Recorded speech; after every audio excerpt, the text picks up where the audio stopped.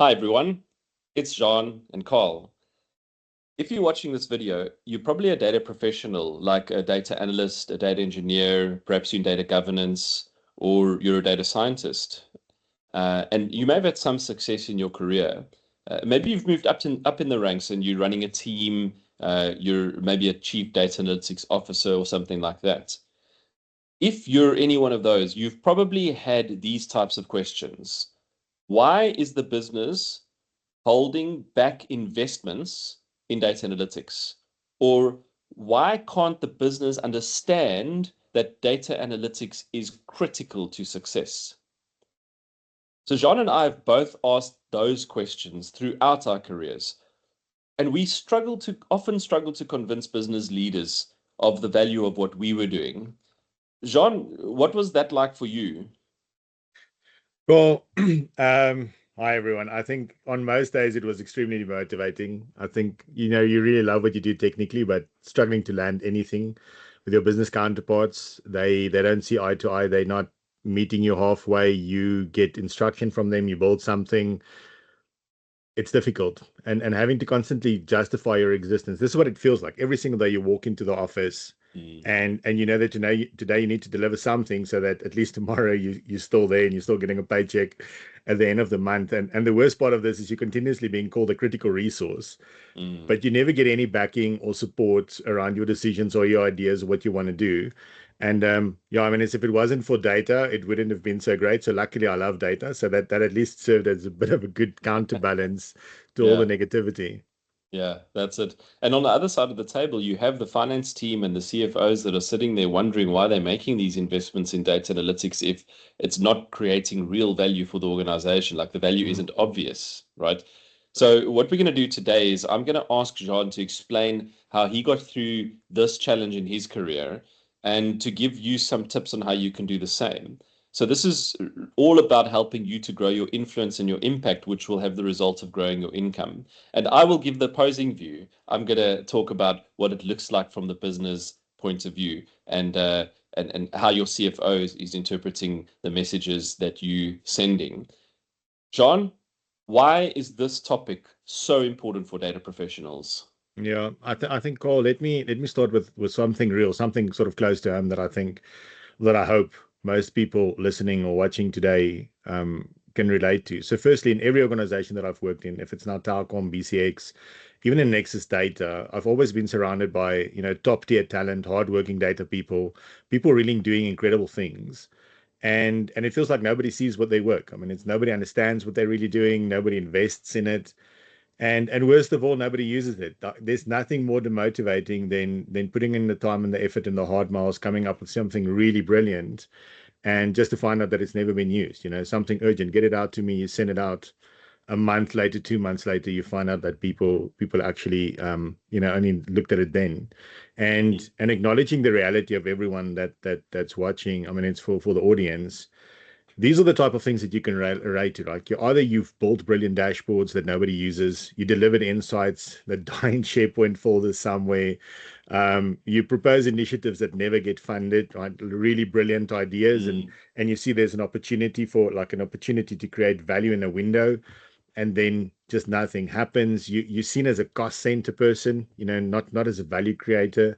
It's almost like we talk about grudge purchases. It feels like you're almost like a grudge purchase for organizations, and your title is almost always analytics, but in reality, you're constantly playing politics, right? You might as well just might have been a politician. And I mean, it's the emotional truth from this is you're working twice as hard for half the recognition, and this is not your fault. It's just the system that you're operating in. To be honest.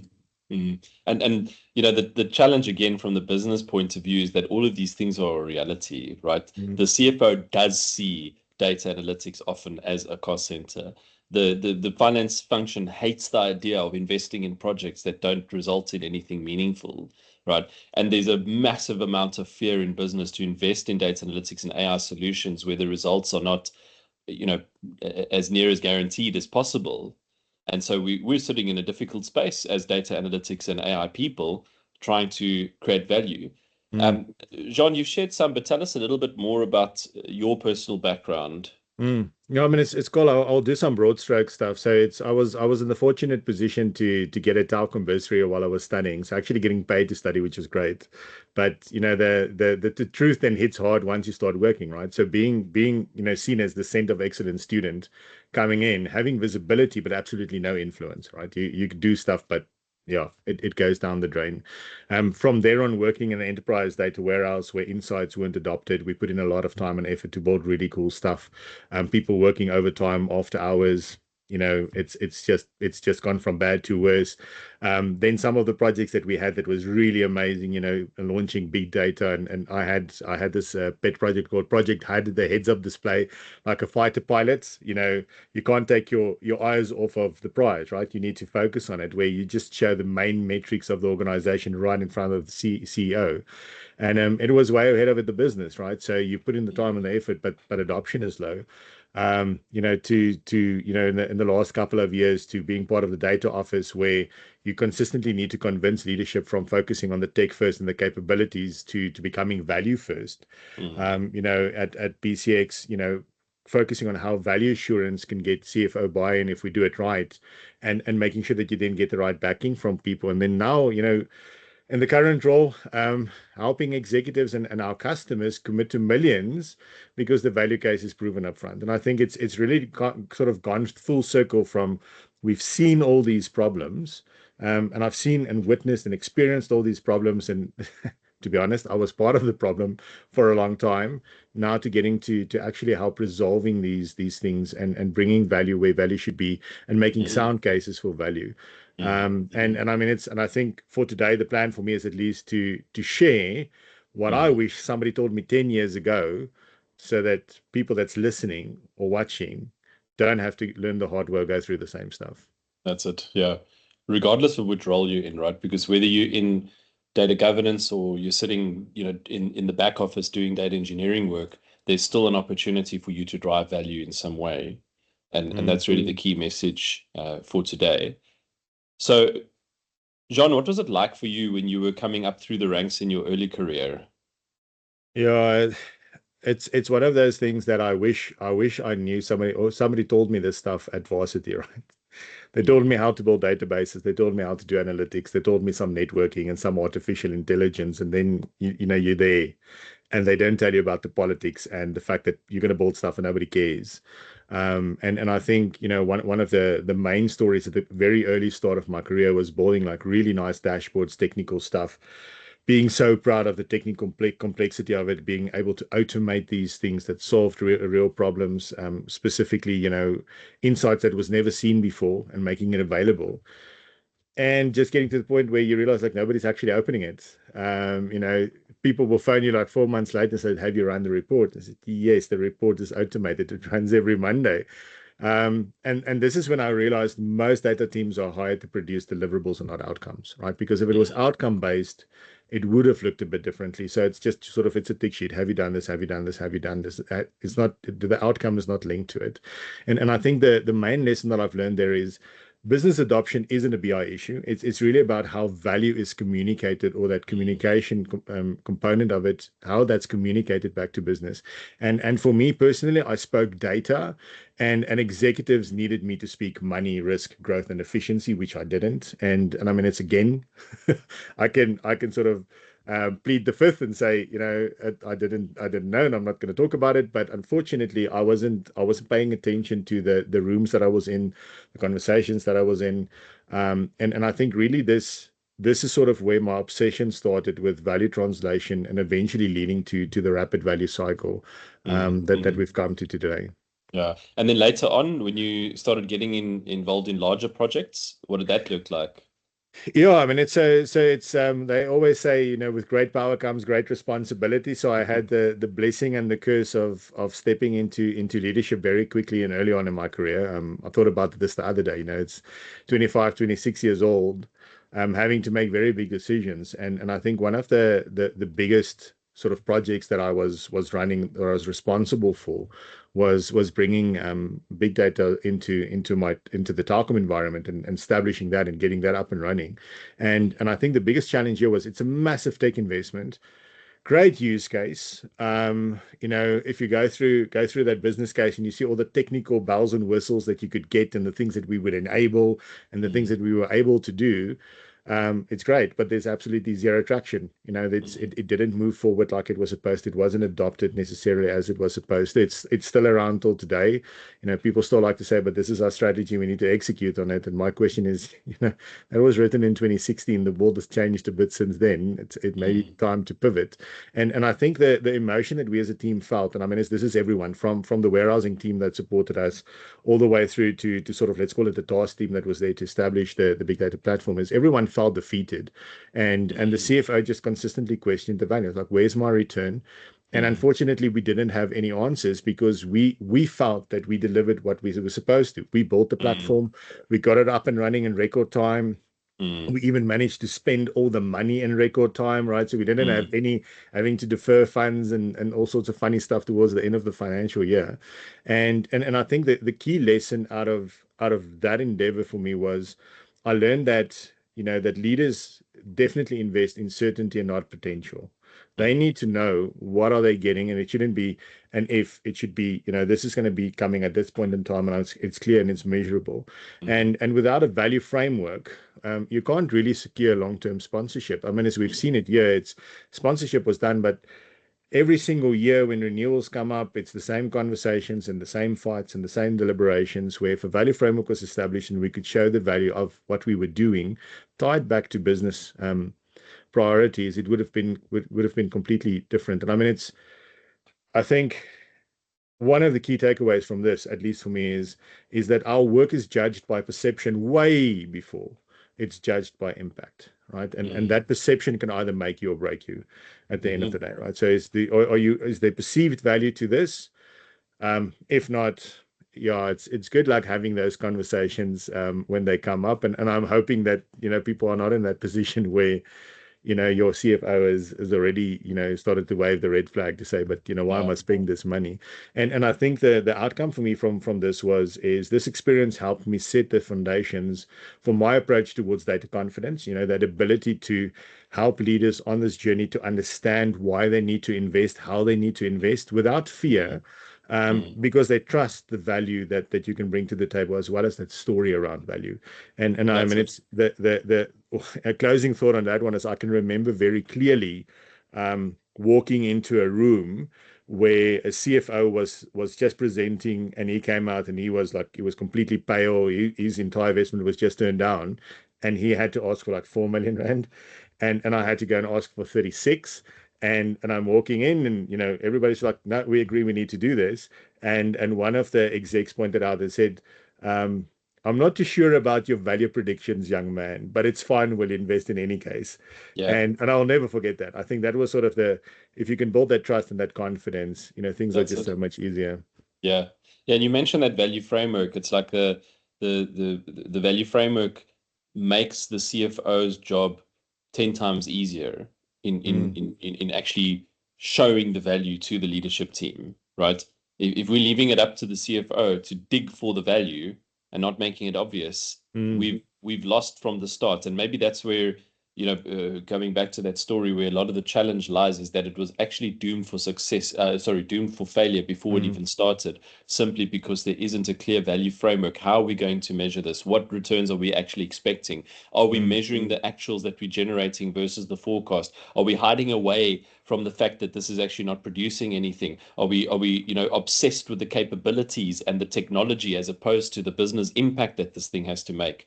And that's, if that's the approach, then we're going to struggle in our interactions with senior executives that are really looking for value. Tell us a little bit more about that. Like, how were the interactions with the senior execs mm. for you? Yeah. So there was, I can't remember. I think it was like 2018, 2017, 2018. Recently changed roles, decided data analytics might not be completely for me, tried to give something else a go, joined customer experience for a while, and then I realized like there's not a lot more to NPS than what people think. And after about 4 months, we got roped into this, task team around solving critical business problems. And And during that period, the main focus was is we needed to deliver value as quickly as possible, and we need to get things up and running as quickly as possible. And early on in those engagements, a lot of the answers was just no. It was no, we're not going to do this. No, we're not going to invest. No, we don't think this is going to work. I think this is sort of, towards the beginning where that project had eventually started coming out. But when we reframed it to say, but let's show you the value of the insights, then all of a sudden the conversation changed, right? So it was this really brilliant proposals that we thought about. We were all in an innovation hype. We were running, all these fancy, what do we call it, like digital sprints and optimization and lean agile methodologies and all sorts of cool things, doing mom tests and. So you thought everything that came out was good, but it wasn't. Unfortunately, not everything was linked back to value. And because of this, you go through the cycle where everything just keeps being rejected up until the point where you can show the value for this. And it was a very simple exercise where we showed analytics, but we contextualized it as to why are these figures showing the way that they are doing. Why is revenue falling or decreasing in certain areas? Why are certain customers leaving? The moment you could start framing it, you can start showing the value, you can start driving interventions. And I think at that point, once I changed the framing from here is the solution to here is the value and the risk, and the confidence that we have if we can act on this, everything changed. We went from a position where nobody wanted this to this becoming the key thing that we had to present back on every Friday, and we drove proper actions from it. If people are talking about actionable insights, we've lived it. The challenge is we didn't just deliver the actionable insights, the decisions were made as well. And this was the focus. Every Friday a decision had to be made based on the insights that was delivered. And I mean, it's the lesson that I learned from that was executives are really not interested in data. They want to understand and they want to see value. They want to see certainty. They want to see you reduce risk, and they want to have a clear view of ROI. Right? If we can clearly showcase that, and sometimes it's very simple. We try and overcomplicate it. It's really just showing a number and an action and what do we need to do next in order for that number to be realized or to be mitigated. Yeah. It's sometimes as easy as that. And I mean, it's the outcome from this was effectively this led to a lot of the stuff that we're seeing now in IFMAP, and eventually what we now see or experience is a data value assurance methodology and framework, because now we can apply this across customers within the FSI space, in mobility, retail, and telecom, where we can really focus on the value component that analytics is delivering, rather than outright just focusing on here's a dashboard, it looks great. And I mean, it's through these stories it's really sort of that maturity and that growth from going from delivering stuff technically to understanding what value is, to building confidence, to now actually starting to put practical frameworks in place that not just helps us, but also our customers see things a bit differently. Sounds like music to the CFO's ears when you say data value assurance, right? Yeah. Because this is what's been missing, and this is where so many of the contentions and challenges lie. And Jean, we have to consider, and I need to ask you this question. Do you think that, looking back at all that sort of technical model type of implementation, like agile, lean, and all of these fancy things that we get ourselves obsessed with as data professionals, do you think that that this is potentially part of the core problem, and why data professionals don't see traction in the delivery? But maybe a different way of looking at it is, do you think that a data professional that's a little bit light on those technical methodologies, but very strong on the value translation, would actually make it a lot further?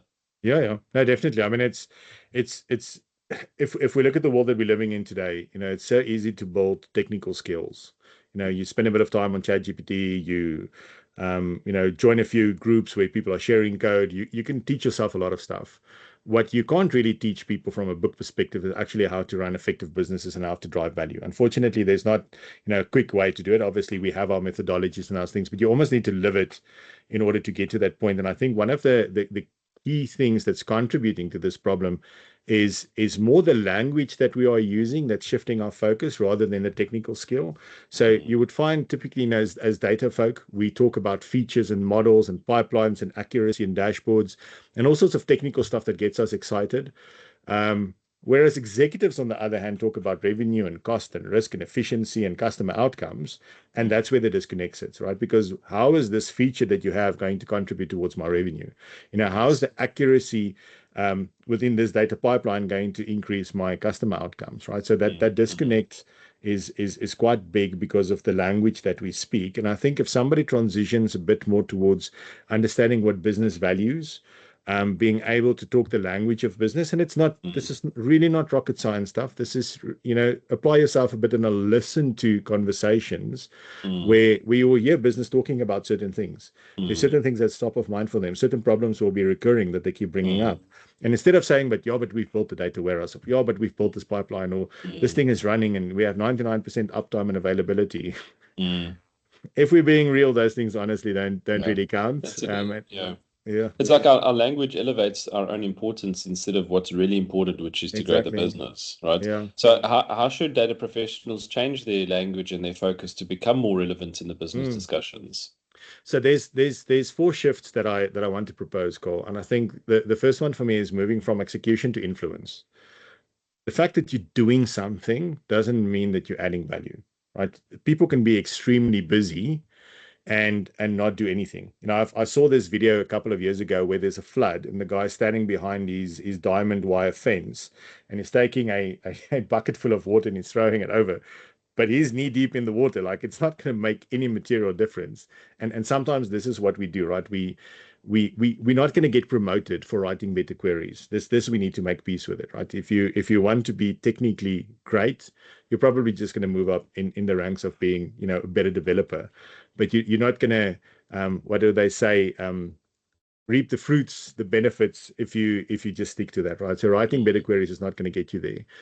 You are going to get promoted, however, for shaping better decisions and for contributing towards that decision making. So that's the first one. We're moving from execution to influence. The second one is moving from deliverables to outcomes. Too often, and this is sort of a people culture, and I think this is something that maybe we get indoctrinated it from a school perspective, right?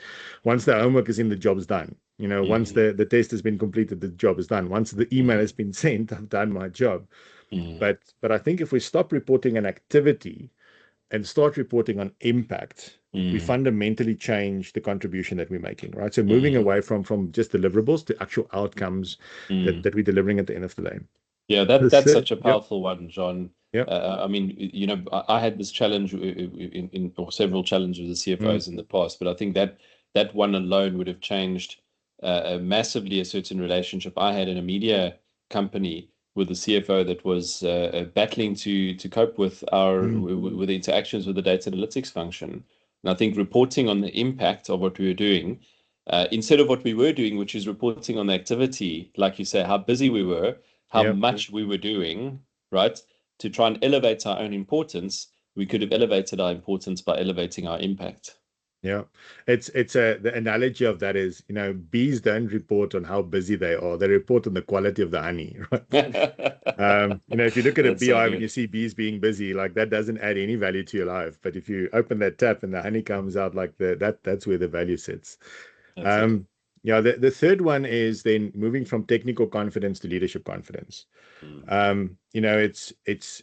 It's very easy for us to over communicate and try and be as technical sound as what we should be, and talking about the standards that we need to comply to and the governance that we need to have, but the work that you need to deliver needs to effectively get to a point where your executives say, I feel safe investing in this.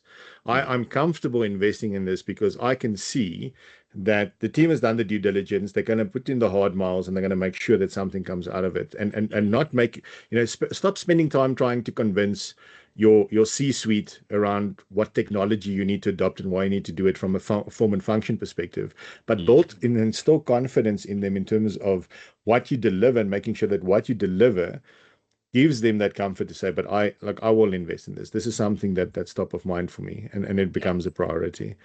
And then the last one there is moving from data ownership to value ownership. Too often I see this where, and I've been guilty of this as well. I've done my part. Business asked me to build the dashboard. I built the dashboard. I gave them the dashboard's done. If I changed the way, in terms of how I communicated, and I said, here is the measurable business value that you can get from these insights. These are the decisions that you need to make. And this is the probability of realizing the value from these decisions. It would have changed everything. But I was so focused on people owning the data and owning the dashboards, rather than who's owning the value and who's able to do something about the value, right? Because it's, especially if you're like a technical genius and you love building these very complex dashboards and you give it to someone, but they're not able to interpret it to actually derive value from it, it means nothing. So that my dashboard is done really needs to change to say, here is the measurable business value that you can get from what I've just given you. You bring me back to the days where we used to measure report usage statistics as our success factor, right? And how our lives would have been different if we had been measuring value created. Oh man, But John, let's make it practical, right? What can data professionals do immediately to make themselves more relevant in discussions with business stakeholders and executives? So someone out there has a meeting with their executive team tomorrow, with the stakeholders tomorrow. How can they immediately make themselves more impactful and more relevant in that conversation? Yeah. So there's a few things, Carl. I think the first one is really around the concept that we have around the rapid value cycle, and using that to frame conversations. The rapid value cycle is not as complex as people would think it to be. It's quite obvious now. Once you've gone through it once, well, now it makes sense. My life doesn't stop once I've delivered actionable insights. I need to deliver value and increase that value or improve that value.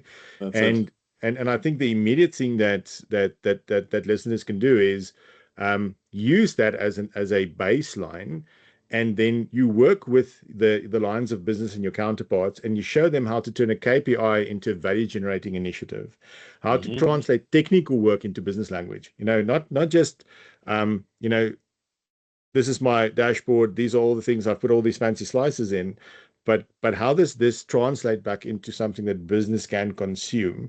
And then this is really, the golden thread there is, if you think about what you're delivering today and you're not able to link it back to what the business actually needs from a strategic perspective, then you need to fill in that gap. And that's the first thing that you can do is bringing in the concept of rapid value cycle into every conversation.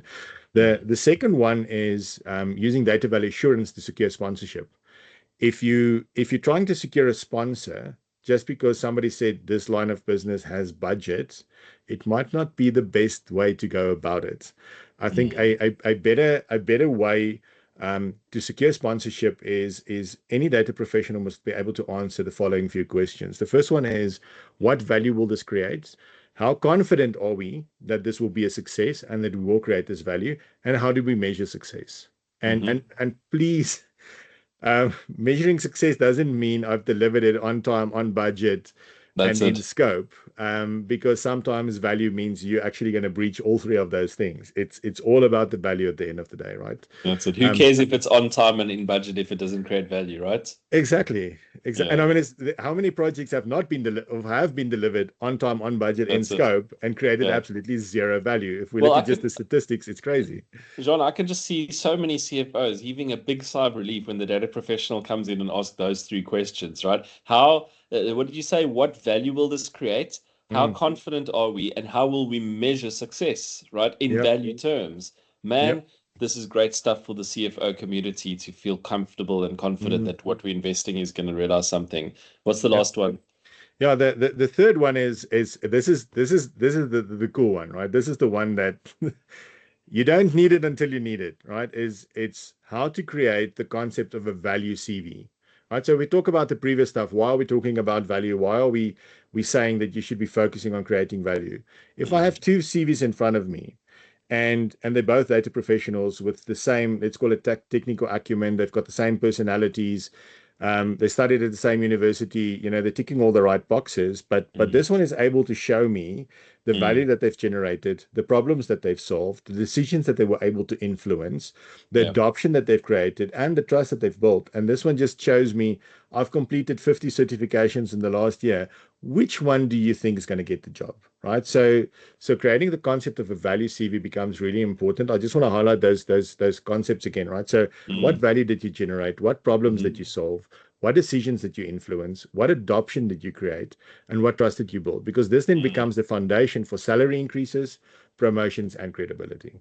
That's awesome, Jean. And this is where the rubber hits the road for a CFO, because if you can add to that the actual numerical quantification of those things that you added. So especially when you're talking about value generated in your CV or in your resume for our US listeners, when you're able to quantify that, it adds so much meat to your resume and to your proposition when it's actually been measured and it's accurate. So, Jean, thanks for all of that. That's so valuable and great. And I think the data professional community and the CFO, the financial community, are better off with these insights, because we're really building a bridge. So I want to just ask you, as the listeners, if you want to take something forward and reflecting on what we've said, think of one project that you're currently working on right now, and ask yourself, is the value visible? If not, that's the first shift you can make immediately. And finally, if you need help becoming a data professional who executives trust, they invest in, and they rely on, then click on the link below and join us in building your value narrative, your value resume, using the Rapid Value Cycle.